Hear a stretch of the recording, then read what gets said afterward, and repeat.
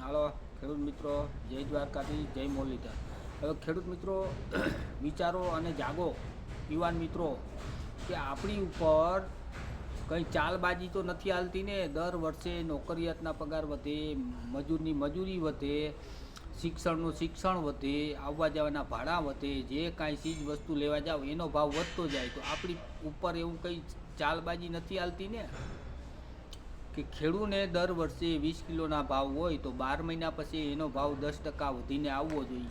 એ કેમ નથી થતું એ મને કહો. આપણે 10% ભાવ વધવો જોઈએ દર વર્ષે. એ ભાવ આપણે લેવાનો છે.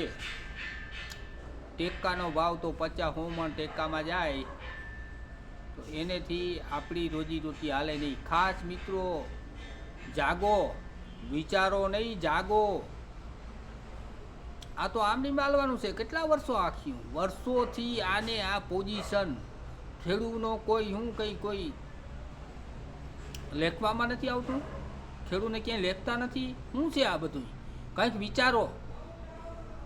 દર વર્ષે 10% ભાવ વધવો જોઈએ. હજારો વાર મેં કીધું, હજી પણ કહું છું, કોક પણ જાગો, કંઈક વિચારો. આનો ઉકેલ લેવાનો છે, આપણે લેવાનો છે અને લેવાનો છે. કોઈ પણ સંજોગે કાયદાકીય રીતે ગમે તેમ થાય, આપણે દર વર્ષે 20 કિલોના ભાવ હોય, 12 મહિના પૂરા થાય એટલે 10% વધીને મળે. બીજું કંઈ નહીં. કોઈ પણ વસ્તુ તમે ખરીદવા જાઓ તો દર વર્ષે એનો ભાવ વધે. તો આપણો માલ જે ખેડૂનો છે, હમણાં મેં વાત કરી બટેકાની. હવે બટેકા 900 ગ્રામના 300 રૂપિયા. હાલો બટેકા વાવી, ખાય બધા બટેકા વાવીને વેફર વેચી દે ભાવ. બાજરો, ઘઉં, કપા, મગફળી બધું બંધ. બધાને કયો ખાવ લ્યો હવે બટેકાની વેફરનો એટલો ભાવ છે. કાં તો એ કંપની ઉપર એટલો ટેક્સ હશે અને કાં એ ધોમ રૂપિયા બનાવતા હશે. વિચારજો, બટેકાનો જો એટલો ભાવ હોય તો બટેકા ખાવા માલતા નથી. અને એમાં કેટલી મહેનત છે એ બધાને ખબર છે. આપણા બટેકા 5-10 રૂપિયાનો કિલો જાય અને આ બટેકા 900 ગ્રામના 300 રૂપિયા. એવી તો કેટલી આઈટમ છે.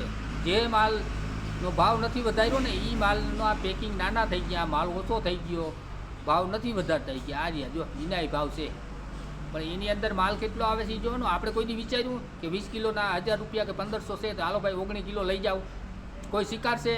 એટલે દર વર્ષે આપણને ભાવ વધીને મળવો જોઈએ. બીજું કંઈ નહીં. જાગો મિત્રો, જાગો. જય દ્વારકાધીશ.